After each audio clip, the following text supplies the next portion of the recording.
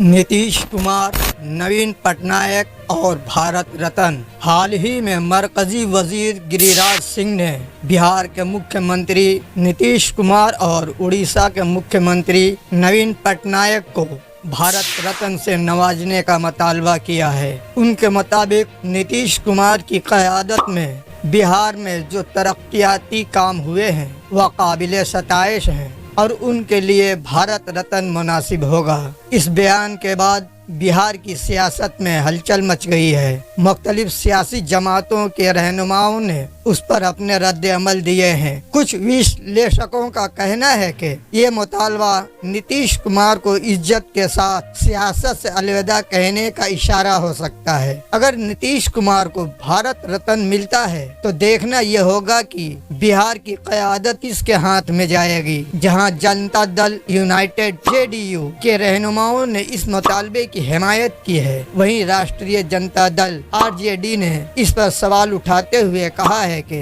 पहले मुख्यमंत्री की कुर्सी को बचाना जरूरी है। ये मामला सियासी हलकों में बहस का मौजू बना हुआ है। आगे के हालात ये बताएंगे कि बिहार की सियासत किस रुख पर जाएगी। भारत रत्न देने के लिए किसी शख्सियत के कामों का न सिर्फ रियासती बल्कि कौमी और आलमी सतह पर बहुत बड़ा असर होना चाहिए। उनके काम रियासती सतह तक महदूद हैं और भारत रत्न के लिए काफी नहीं। इसको लेकर आप क्या सोचते हैं? कमेंट सेक्शन में जरूर लिखें। वीडियो को लाइक और शेयर करें। ऐसे ही इंफॉर्मेटिव वीडियो के लिए चैनल को सब्सक्राइब करें। शुक्रिया।